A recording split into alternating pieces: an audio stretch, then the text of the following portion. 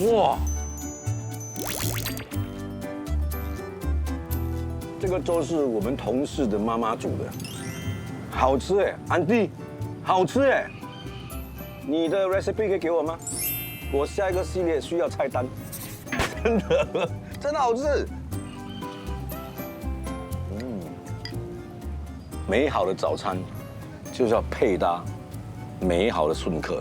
希望今天来的顺客呢又好又美。OK， 我们来看一下今天来的是谁哈。再吃一口。OK， 来，号码知道了哈，3个人，才华洋溢，好了，这3个是才华的哈，各自精彩哇，就是3个都很成功哦。陈年往事。陈年梦，哇，很多陈呢，很多陈呢，哎，对耶，他们3个都是姓陈的，哦，哎，所以明杰的早餐是有买给我们吗？可能1人1粒了。2003才华横溢出新秀冠军的女性秀得奖的是 F6陈凤摇滚的色彩缤纷，让我精神焕发。我愿做个快乐的摇滚王子。我是 M6陈炯江，我是来自新加坡的陈罗密欧。才华比赛增强了我的信心，磨练了我的决心。今晚我一定全力以赴，不会让你们失望。谢谢。明顺大哥，哎，孙客都还没有到就开工了。没有啦，今天刚好这个菜呢比较适合做前菜，所以呢就先开始动一动，他们一来就可以吃了。然后今天有一个顺客呢，他要煮嘛，对不对？所以我除了这个前菜，我是煮一道菜，另外一个呢就让他发挥 ，OK？ 明杰买的早餐啊，真的买3粒啊！我也是你的早餐、午餐、晚餐。他讲好像送小孩子去 excursion 这样，有点哦，有在 consent form 吗？我没有这样讲。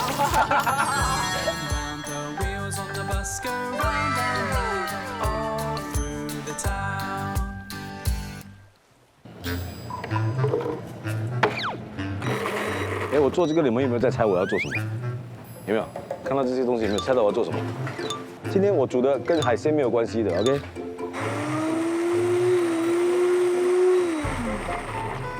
猜到了吗？还没有猜到啊？是我的话，我也猜不到了。那有可能看到2、3样东西就知道我要煮什么没？不可能的吗？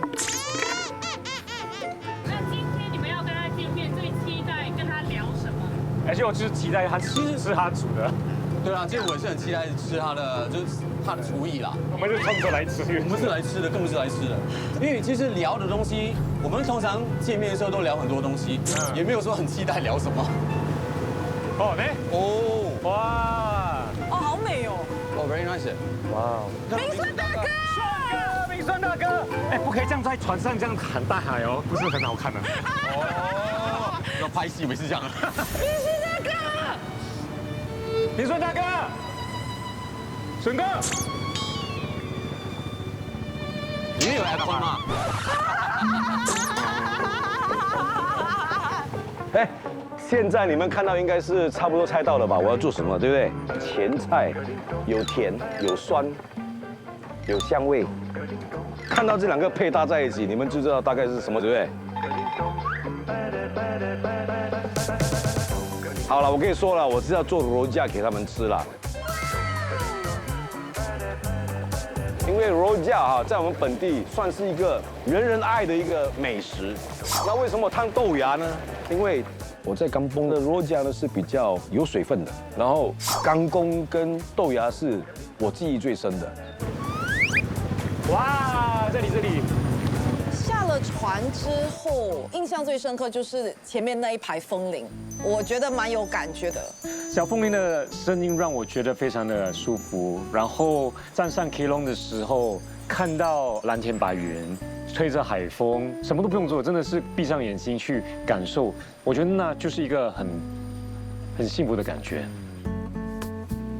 看到了，看到了，在后面的。你在干嘛？煮好了没有？我听说有人问这里有没有 aircon 呢？对呀，凤玲问的啦。真假的还是我的 cameraman？不要来了，回去啦。明顺大哥。而且我们来找你其实不难找啊，一转到就看到你了。欢迎欢迎欢迎！哇！要抱你了，你走了。还有冷气啦。好啦，今天有一点特别，就是顺客还没有来，我就开始准备了。哦。就因为一个人，他跟制作组说，他这道菜是有故事的。哦。你懂什么菜吗？有吗？有吗？什么故事？罗家。哦，罗家。为什么？来讲一下为什么？因为小时候我其实我吃水果啊，可是我妈说我吃到吐，吐了过后我就从此不是很喜欢水果。哦。啊。然后呢？跟罗家什么关系？罗家里面有水果。备船，把它带走。只要有水果的东西，其实我都不沾。可是因为罗家，我知道罗家有些黄梨也在里面啊，没有办法的。可是我会跟老板说，炒罗家的时候只炒油条和倒爆而已，就像是个罗家锅松的感觉。OK， 你的故事跳过，不要讲了。过去。来，今天这位呢，我听说他要来大显身手。哇，哎。没有。他现在的目标就是贤妻良母。OK， 会煮菜了。哎，那你是结婚以前就会煮，还是结婚以后才学？我小时候很喜欢读恐怖啦什么的，然后我觉得要得到明杰的爱人的，对，是要通过他的胃。然后其实这道菜是我家婆教我的，这是明杰最喜欢吃的早餐，所以最近学了。我发觉最近明杰有点胖了，对。我因为是这样。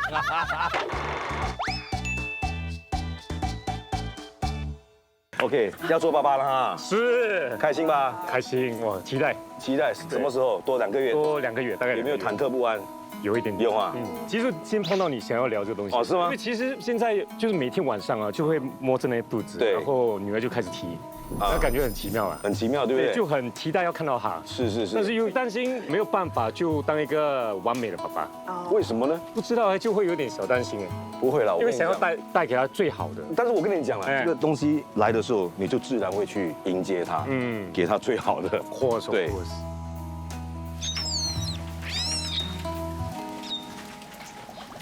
我听说你们今天什么都可以聊啊？聊。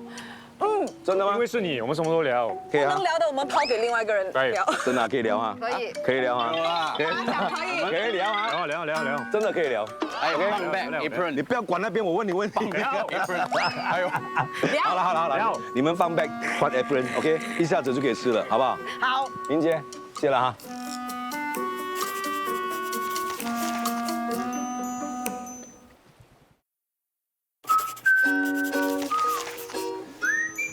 OK， 来，今天就是为你们准备肉夹，真的是肉夹。OK， 我有加一道菜啦。其实我有问过的，我说有哪一集的嘉宾是可以吃内脏的，他就说你们，所以你们也是特别的。我煮猪杂呢，就是因为猪杂里面有什么？有心，有粉肠、猪肝。我希望今天来的顺客可以跟我掏心掏肺的讲出他们的自己。好了，我现在开始来炒花生，我需要你们帮我了，一件可以，没问题。帮我削那个黄梨的皮。哇，那个很难。为什么呢？因为这个也需要一点点的功夫。没有啊，我就要看你们会不会啊。罗密欧可以的，罗密欧可以了，罗密欧。我是说我不吃水果，也不是很想动水果嘛，对不对？给你要克服。不过 OK， 为了你，我帮你削。是为了你了，今天是为了你自己。你们2个站这边看，不要管。耳朵都变红了。这个是罗密欧的那个 signature， 这个 clue。哦，是吗？他紧张了呀。耳朵容易红。哦。好了，去切。好了，切凤梨了。当我听到罗密欧要切凤梨的时候，我很为他感到高兴。我觉得这应该是个突破吧，因为我知道他怕水果很多年了。我说真的，刚才我真的是第一次切黄梨，我之前看到的黄梨都是已经处理好了，所以我几乎对很多水果的切法都不是很了解。哇，这个切到来没有肉了。哇，哎，很浪费嘞。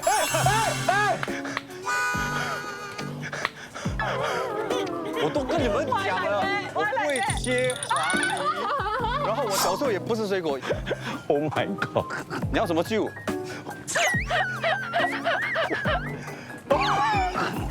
你懂这样子可以吗？可以吗？真的很好笑。我没有想到它是变成 square 的，我真的没有想到，这就是罗密欧的可爱，很难不喜欢他。OK， 好，既然你黄梨不会切，对不对？来，去烤一下这个。哦，可以，这我会。烤一下，可以吗？可以。因为我们只有1颗黄梨，切坏了就没有了。所以呢，我不是心痛的，因为黄梨在罗家里面也是属于非常重要的角色，没有了就没了。我们就让他们在外面聊，然后我就在这里等那个油条烘好。你要不要说一下你跟明杰是怎么样开始的？我们拍戏，其实那时候是第3部戏的时候才在一起，但是熟吗？之前不熟，他也没有很喜欢我。为什么？他就是说我听到别人说你什么什么什么，好说呀。把第3部戏我跟他一起拍，然后就看他演得很好，我就有 text 他跟他说，然后他就告诉我说啊，原来他很需要那个鼓励，因为那时候他还蛮低潮的啦，那时候。过后就聊聊聊，就每次 run down 看到他的名字，我就很开心。有时候他就会折那个 tissue 啊，折一个花，然后放在我的那个 run down 上面这样。折花，用 tissue。所以女生啊，细心哦。还是你觉得那天要做环保，所以不要浪费那个底找不到 dustbin。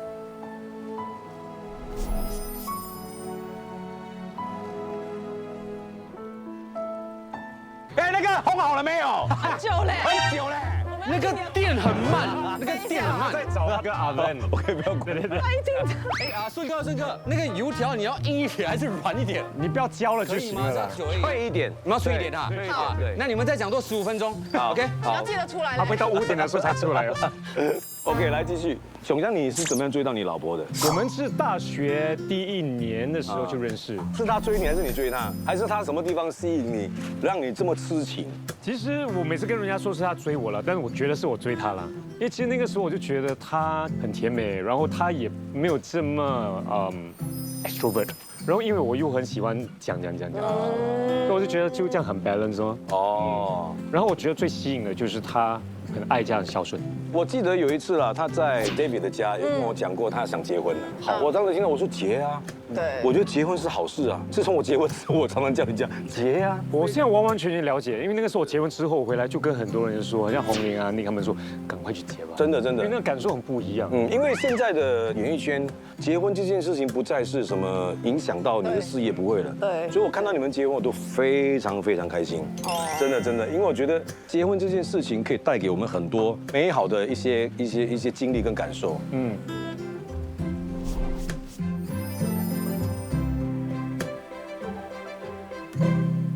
里面那个没有结婚的是吗？不用出来了。我们现在聊结婚，你不用出来。打蹦可以再烘一下。你没有吃过罗家咩？有，烘要烘2种的吗？你去这么久只烘了3条油条。你烘这样久啊？我有那个 video 来作证，那个oven我放进去满了了。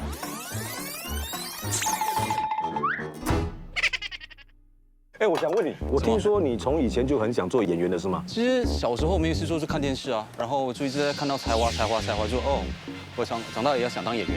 因为小时候我是胖子，所以瘦了过后就被星探发掘，就去做那种 modeling， 然后做 part time acting，所以那个时候我才认识到 Felicia， 因为那时候我跟她演那个叫《同心圆》。你拍《同心圆》我记得你，因为我记得有个 part time 名字很特别，陈罗密欧，然后也蛮帅的。是，陈罗密欧是怎么取来的？爸爸取的，可是不是因为罗密欧跟朱丽叶，而是他喜欢一辆车叫 Alfa Romeo， 我哥叫 Robin， 所以到我就变 Romeo， 然后我弟弟是叫 Roel。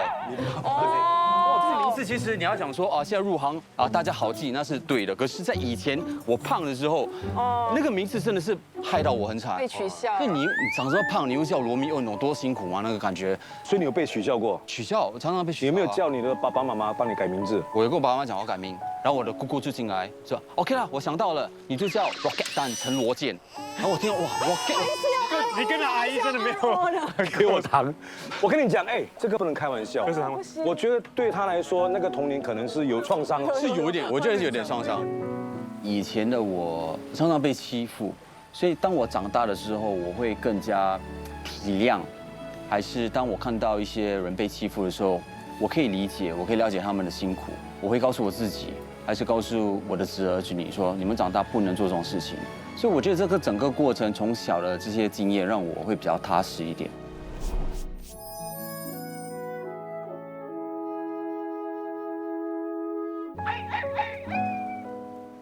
好，我现在开始做了哈。好。因为我小时候吃罗家呢，我就比较喜欢罗家有一点点水，那个水，当然我不是放清水，我是放阿三泡了水之后的。这些都是双干的，对。哦，我不知道还要加一点双干皮耶。对，我在做，当然讲一下你我听说是学校里面都公认你是校草。因为那个时候我是男童军，所以我们的男童军的那个senior他是他那一届的校草所以之后他们可能去问他有接下来谁可以就是一起参加比赛，所以他就把我推去参加比赛，然后这样子的比赛，然后他们说你得冠军呢，我就草中之草，草中之草，我第一次听到这个话，草中之草，草中之草，来。哇，厉害哇，哦！厉害嘞！所以你从以前读书或者是从小开始就一直被捧着。中学而已。那个时候我上高中，我就喜欢音乐，我就唱歌，但是我没有我会演戏。讲唱歌之前，我想问你一个很老实的话你在学校有没有觉得自己很帅？有啊。OK， 我到现在还是觉得自己还挺帅的呢。我接受。所以你是觉得自己可以唱歌的？不会。所以那个时候我跟我的同学，我们就组了一个团我是门面啊。门面，你是 C 位的是吗？也还好。什么情况下让你去参加才华？那个时候我就参加了那个歌唱比赛，然后才华比赛的时候，他们又打电话说，你要不要下来？刚好那个时候我当完兵了，就去玩玩的那个心态。你呢？你是怎么样进才华的？其实我在当兵前已经领演了很多部，从5频道到8频道，所以他们有我的 contact。你还记得你才华的时候谁是裁判？是你吗？他这样问，感觉很像，你看他的那个小张的脸。我是裁判。哇！我有记得一样东西，就是他非常卖力，因为我不会跳舞，完全没有放过任何取分的机会。连明杰会跳舞都变得人家没有记得，只记得你跳舞。你跟谁？他跟明杰啊？对，你还记得？我记得明杰。是哦。因为他在里面华语是最突出的，是，而且他有上过科班，所以他是那个我对他有印象。好了，做柔酱我没有经验很丰富，但是可以吃就好了。你在家里有做过柔酱的吗？有，就是为了这一次来做一次。哇哦。OK。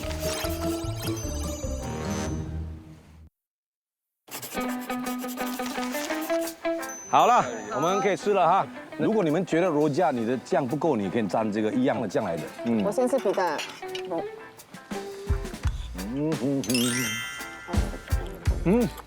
哇，这个厉害。那个可以。皮蛋的味道和那个虾膏 mix 在一起，它融合在一起。吃到它的乳虾的时候，我真的是有点吓到，因为我觉得它的虾膏跟它的那个辣椒跟那个酸干的配合，跟它的那拿捏是很有经验的才可以这么做。而且当我知道他是第2次做的时候，我更惊讶，第2次可以做这么好。你说这是你第2次做柔酱？第2次对。就比如说那个煮的这个，其实我小时候在 HDB 楼下吃的那种感觉，就是比较水。对，这个是我喜欢的感觉。你要不要掰一掰？我不要。我完全不能吃。你切的嘞？想吃我不要。我觉得这个话题已经过了，我们不要再。我没有切，他切掉。OK， 我就准备我的下一道菜。OK， 好，加油，你们先做。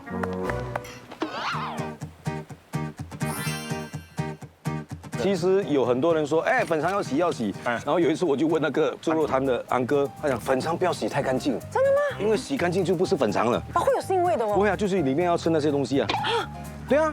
像粉肠不会怕有腥味？不会，因为粉肠通常我会先煮给它熟，所以我不会跟猪肉一起煮，我会等它熟了之后我再放在一起。对，这样应该差不多够了。你们帮我切3层肉，好不好？我要切片哦，薄薄的一片。OK， 差不多这样大片，好吗？可以吗？我听到你先讲 OK。好，我来，拿去那边，来这边收一下，拿砧板给他们，拿刀给他们。其实我跟爸妈一起住的时候，我很喜欢帮忙妈妈下厨的，所以其实对于烹饪来说，不完全是陌生的，因为我觉得煮饭的感觉是让家庭的凝聚力会加强。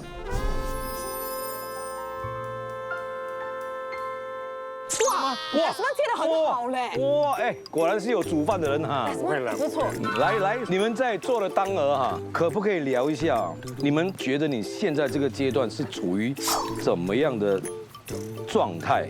我很开心，我现阶段的生活，可能之前就在拼事业啊，然后在追求目标，当然会觉得很累，但现在就觉得，可能在享受那个打拼的一些成绩，然后感觉就很幸福啊。Feliz，你现在应该是还处在2人世界，然后新婚的那种感觉吧？我觉得现阶段，我慢慢好像有抓到一点，原来夫妻应该是怎么样的一起相处，是不是习惯？你知道他出国拍戏哦，我才发现说原来我蛮多东西是依赖着他的，我甚至会忘记吃东西。哦，真的啊？有他在，我就知道12点要煮饭，或者是至少要吃午餐。因为他真的啊？会喊饿。对。我觉得现在我生活的重心，它是很大很大的一部分。我觉得能从彼此身上得到力量，真的不一样。而且当你弱的时候，另外一个人可以拉你一把；然后有时候另外一个人也有他的不完美，他有弱的时候，你拉他一把，就是个互相的一个关系。我觉得真的还蛮美的啦。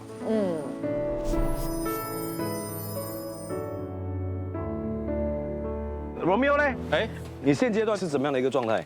我本身这个阶段我是很享受，因为我觉得演戏其实是你年纪越大的时候，你越清楚你要怎么表达。所以我到现在为止，接到新戏的时候，我觉得我是很享受的一个过程，因为我真的可以把我这几年可能累积到的一些新的东西，我想要把它呈现出来。你演那个老人戏啊，是接到的时候，你有没有觉得你做不到？有，我第一个抗拒的东西是要年轻人扮老人，可是监制就一直说可以做到的，没问题的，他就一直给我这些确认这样子。虽然我抗拒，可是我也相信监制的这个信任，然后再加上我觉得身为演员，有时候人家觉得你适合的话，给你这个挑战，你就应该接受。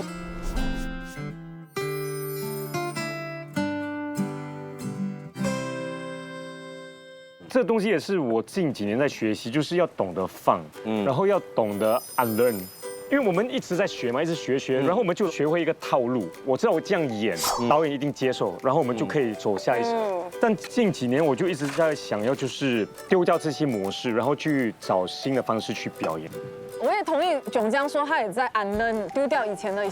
我演那个森林生存，我就会给明杰看，然后他有一天就一直我就讲哎，你看到什么？他讲说我不是很明白，为什么人家叫你哦，你不立刻看他的，你还顿1-2秒才给他一个回应这样子。Technical space， 你说对不对？他讲为什么需要这样呢？我不明白嘞。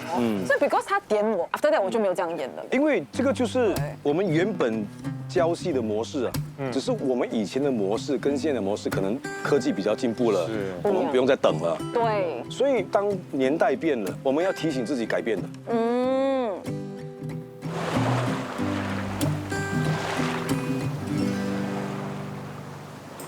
好，我现在来煮那个猪杂。我的很简单，我的只是先煮这个粉肠。那明顺大哥，我也一起准备啊。可以啊，一起准备啊。OK， 访问他的工作，你们2个去做了哈。OK。那凤玲，有没有想过要孩子吗？你们有啊，我们有想要孩子，然后因为之前会比较忙嘛，我觉得孩子真的不能有压力。对，有压力反正好像没有什么乐趣，你懂吗？感觉在赶工。所以你真的不会做，你没有看从早上到现在我都没有问他这个问题。你刚才不是叫我问的吗？我那好了，我们不要给Felicia这样多这种压力。没事，有一点习惯了。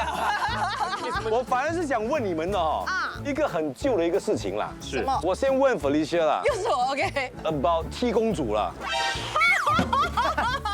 很快就到我们了，8公子。是有点。你们好好想8公子要回答什么啊？快到我们了。OK。虽然说这个是媒体写出来捧出来的，是。当初你被宣布说你是其中一个公主的时候，你是什么心情 ？OK 啦，这个名称蛮美的啦。蛮美的哈。对啦，公主嘛，对呀。哇。好事，那时候是你走到哪里都有个话题啊。唯一我比较不喜欢的是，我会被迫要回答那种你觉得谁排第1？你排第几？谁排第7？你讲你排第7，人讲你很假。这个就是媒体把你们创造出来，然后从里面找到很多媒体的梗。对，媒体的新闻，我觉得有时候会很不健康的比较。我记得有一个活动，然后大家都拍同一部戏这样子，然后我就是为了那个活动去打扮嘛，因为你要去个活动。后来有一个 feedback 是你为什么要穿得好看过另外一个公主这样子？谁跟你讲？谁跟你讲？就是一个记者。就是里面的人啦。你不知道我是明星的，你跟他讲。但我就会变得很concern说，哇，我是不是太要 dress down 啊？他要 dress down 一点，你懂吗？我那时候才20多岁，我也是不知道该怎么想。不，我觉得你应该是你对的。对啊，是做这一行的。你应该问另外一个，有没有想过要穿好看一点？对啊，所以我就觉得， OK， 现在的我回想，我也有点小难过的是，你没有真正有机会和其他的女演员，就其他的6公主，真的有什么关系？因为有时候同个年龄层的演员也可以帮助到彼此，因为你知道彼此在经历什么。所以现在我看到好像 Chantel 啊，跟 Carrie 啦，或者莹莹跟 Bonnie 他们都有这样的友谊，羡慕之余，我觉得还为他们感到高兴的，因为从中真的可以从彼此身上得到力量。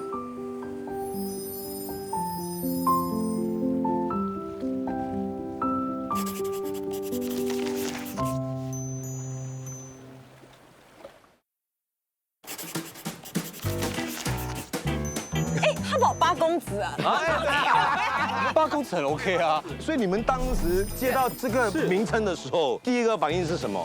我知道的时候，心里会说我们要组合一个 boy band 吗？什么是这样子吗？然后你觉得你是主唱还是打鼓还是吉他的？不可能是主唱啊，我也不会打鼓啊。哦，是吗？我在幕后跳舞吗？哎，你才华跳得很好啊！啊，你可以再跳多一次吗？你可以再跳多一次吗？所以，这不是我们知道，就有8公子，我是。前一天才知道的，跳太好了，吓到我。然后呢，你有没有这样的想法？就为什么那个跟我站在一起？其实老实讲，真的没有，因为那时候我觉得我还年轻，所以我们没有想象多公司拍什么。啊，对，来讲一下。OK， 当我知道这消息的时候，我第一个问题是 For what？ For what？ 哎 ，I'm above them. For what？ 我讲英语了哎。我跟Romeo想法就一样，所以我们是8个，现在是要拍一个节目，还是要拍一部戏，唱一首过年歌这样。对，所以他们说不是，你们还是各自在做自己的东西，但是就是把你们放在一起，好像7公主的一个模式这样子名称了。那个时候我很抗拒，老实说，因为我觉得我对于我自己的事业跟人生是非常有主见的，我不想要就是跟其他人拼在一起，然后以一个很模式化的方式去经营我的事业，而且大家入行的时间都不一样，所以那个时候我真的蛮抗拒的。其实我没有不喜欢8公子，但是我们每一个男艺人的位置其实都是不错的，所以当全部放在一起，我觉得那个能量更大。然后也会让公众更知道，哎，有这个新团队有这个叫8公子，然后8公子里面有谁，所以那时候有8公子的成立，我觉得挺开心的，虽然好像也没有说 last 很久了。OK， 这样我问你，8公子里面你跟谁最好？有烟吧？啊，烟啊，那你最讨厌谁？哇，你知道我的感受了吧 ？OK 哇，当年年少无知嘛，对不对？可以的吗？就好像炯江跟你应该以前也是对立的是吗？是啊。炯江跟他 OK， 对，跟他我觉得所谓的对立，健康的对立，没有工作的对立，而且是媒体炒作的东西。哦，那如果有一个人呢，突然间做了比你们成功了，你们会是什么样的心态？当时的我会觉得有点不开心，觉得我自己可以做得更好，不爽自己。哦，我会因为我个性会比较 competitive，所以我们是在谈当时吗？还是当时啊？你要讲现在也可以。哇，学到了你哎呀！可是我觉得没有现在跟以前都可以讲，因为我觉得是那不一样的心态。那时候其实一定会说哦，比较心会比较大。为什么这样子啊？为什么是他？为什么他占C位？为什么不是我？为什么好的都是他这样子的东西？所以你们觉得 C 位还重要吗？现在我觉得不重要，是不是？就这样。对，来，我来。 overrated。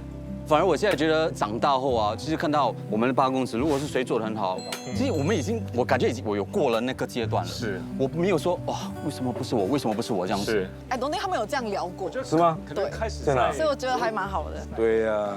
我觉得其实这样是很健康的，而且他们其实私底下都是很 nice 的人，只是说他们2个也是男主角，也是很少有 overlap 的时间碰到彼此，可以坐在这样的环境，真心的这样聊天，我觉得很好啊，很健康。对。老实说，我和炯江真的没有什么聊天的。我也觉得可能也是以前我们那个阶段，其实有很多的比较。当你在比较的时候，要作为好朋友吗？那是很难的事情。可是目前呢，我们已经没有在一种比较的状态了。他有他的优点，我也有我自己的强势的东西，所以这个比较可能已经是以前的事情。其实我觉得今天最大的收获就是跟 Romeo 有这样的聊天空间，因为之前可能是从8公子开始就没有什么机会聊，而且我们的型很像，然后接纳的那些角色是相像的，所以一直有一个对比，又或者是一个竞争。但谈开还是讲开，我觉得有点讲用词有点重啦。因为老实说，我们也没有不开心，还是不喜欢对方，就是忙于自己的事业跟工作。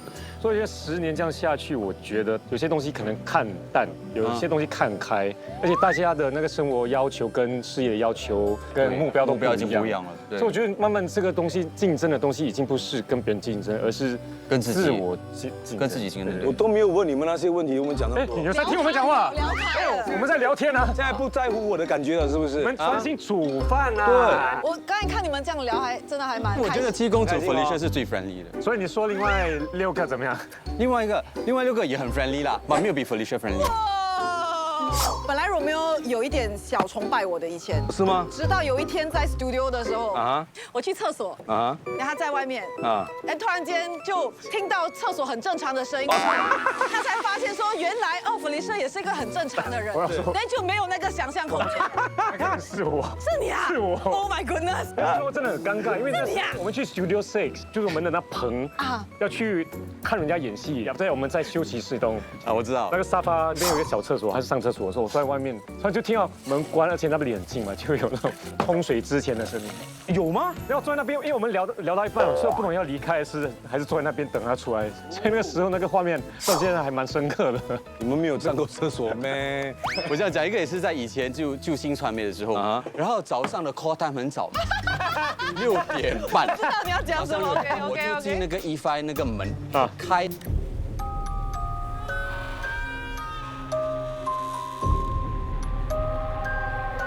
然后刚好有一个女艺人出来，我被吓到就是有一点见到鬼的感觉。我不能谁没有谁姓什么？他不在娱乐圈，他不在娱乐圈。你就是可以讲啊。不要偷偷讲，不要偷偷讲啊！跟我们讲，偷偷讲。不要！哎，快点偷偷讲！有麦在这里。真的不会，关麦，我们关麦。来。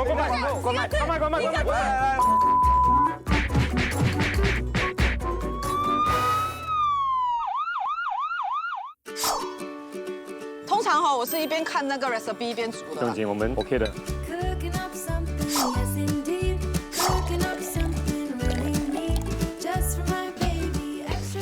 你在做什么？我在拿猪油。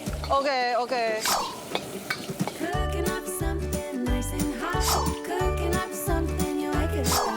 哎，我想听听你讲你跟你妈妈的感觉。你是说在厨房的事情吗？对，开始的时候，对我听到那一段。就是妈妈用她的方式来爱我们，但是我们之间有时候沟通不理解。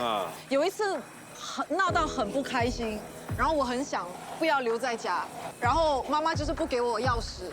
我去厨房我还拿一个刀，你懂吗？然后我还说你不给我，我就会做傻事这样吧。其实我不会，但有时候你气到的时候，气到这边了，你不懂要怎么做，你只要逃走啊。我妈妈也当然哭，我也哭，然后她把钥匙给我。然后可能这6、7年可能有好转的是，我觉得我们从彼此的角度去了解。有时候妈妈也不知道我在经历什么，我也不知道她曾经经历什么。所以现在至少有比较冷静的聊，然后还可以表达彼此的爱意，这样子，我觉得有进步啦。我觉得这些经历都是，虽然说当时看起来、听起来好像不开心，但是我觉得有了这样的经历，现在的爱才是够坚定的。是。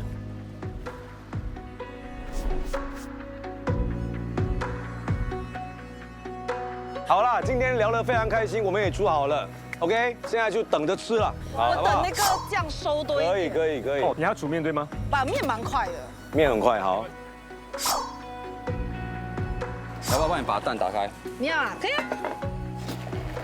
我很欣慰的是Desmond 跟 Romeo 都说要帮我，所以我还蛮喜欢的，因为这道菜不是我一个人准备，大家都有贡献啦。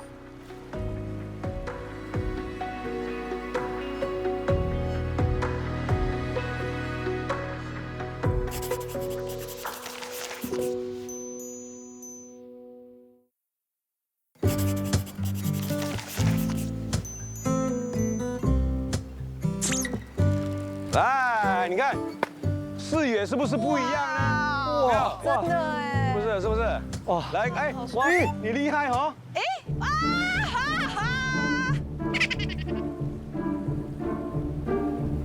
哇，你看，哇，就是这个，照片应该拿去烧掉。怎么样20年前呢。 ？Enjoy 吗？Enjoy 啦！你看这个照片。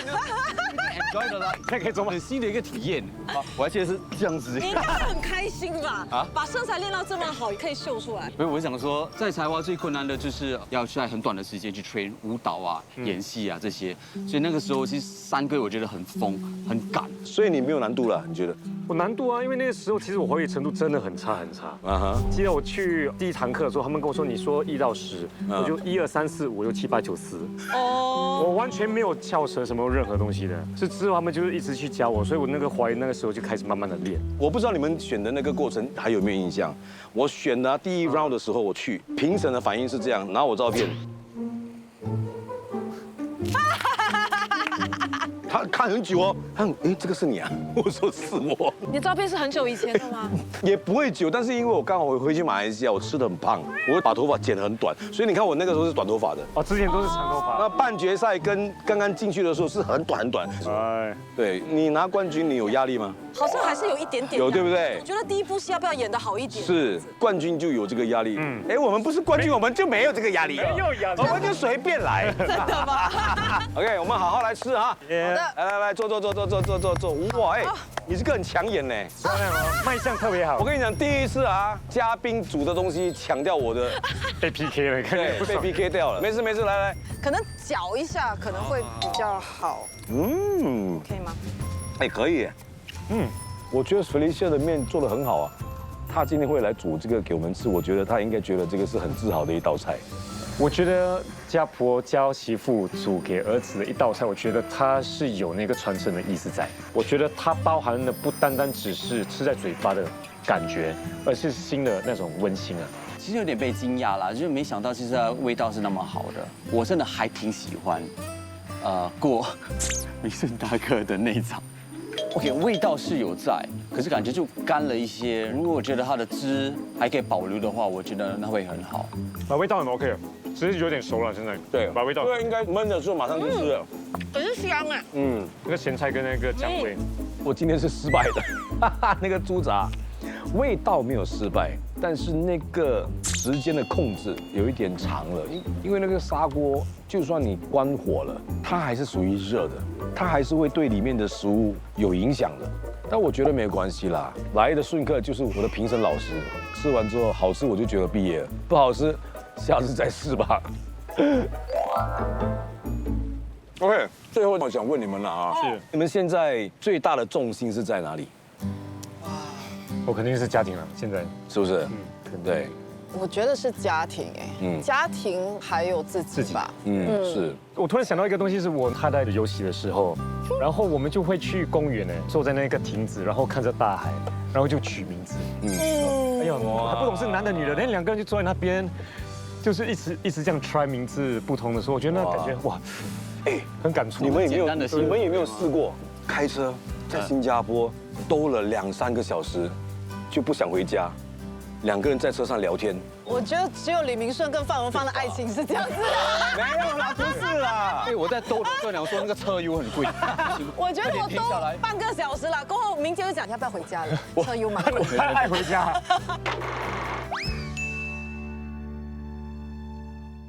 你呢？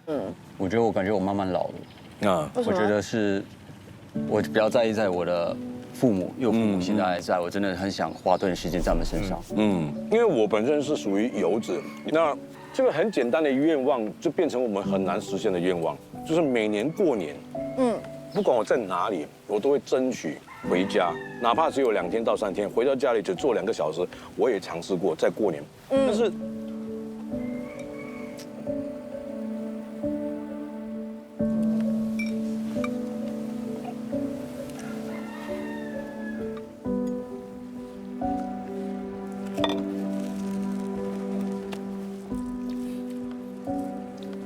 其实你刚才讲到家庭的时候，我已经很受不了了，因为我很遗憾，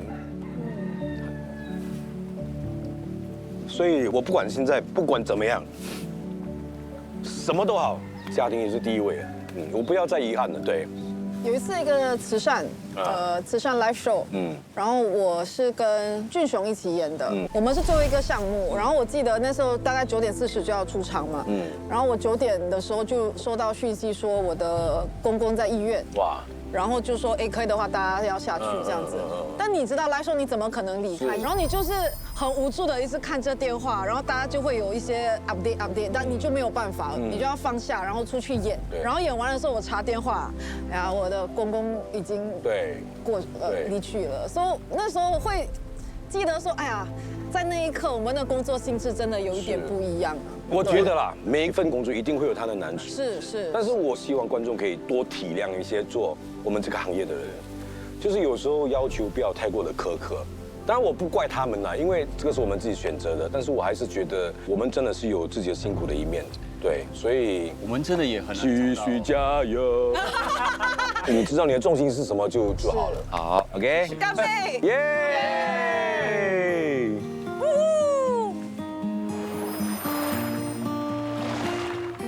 今天上你的节目真的是收获很多，希望我们很快可以一起合作。祝福看到这风铃的你幸福美满。 It's so surreal to be in the same space with you. Thanks for sharing with us, Idol.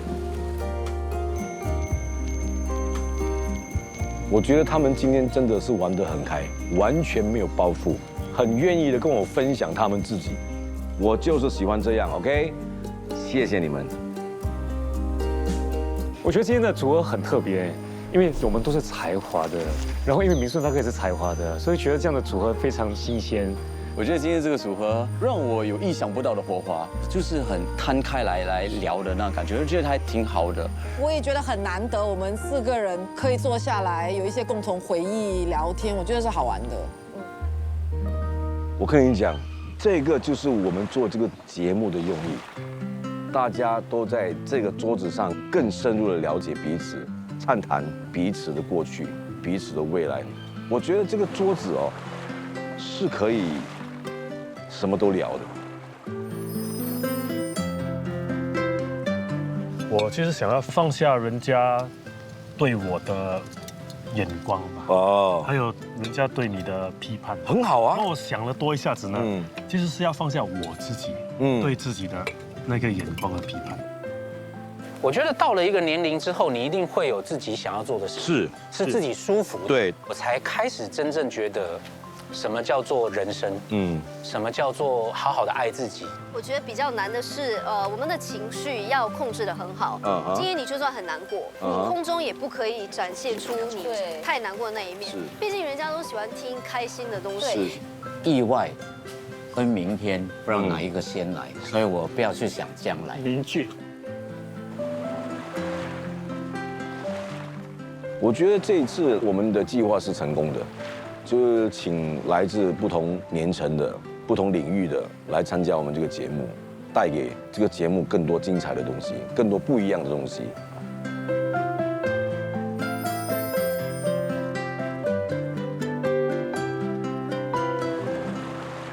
其实第一个系列的钢蹦是我喜欢的，哇，这些都还有感觉。你看，这种啊，以前每一个家庭肯定会有一个，你看洗衣板这种铁的盆子。 哇，哎，我现在就马上就想到我妈妈了。但是这个是我更喜欢的。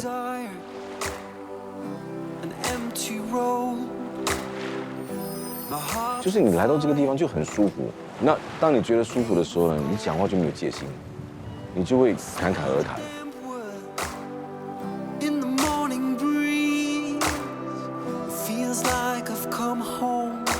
讲真的，我拍整个过程下雨太阳，我都完全没有影响到，我真的没有影响到。哦 no！ 刚才天很晴的嘞，早上天气晴朗，2分钟的时间，变成这样。我要下去了，不行了！雨伞，哇！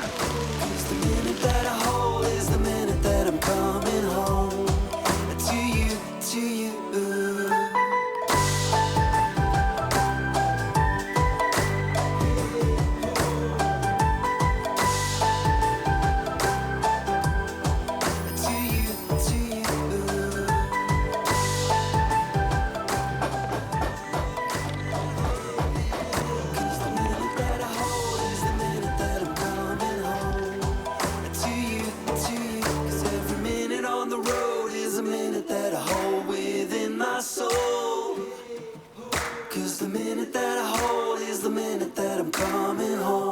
那如果下一次还有得做的话，我当然会再去想一些可能性。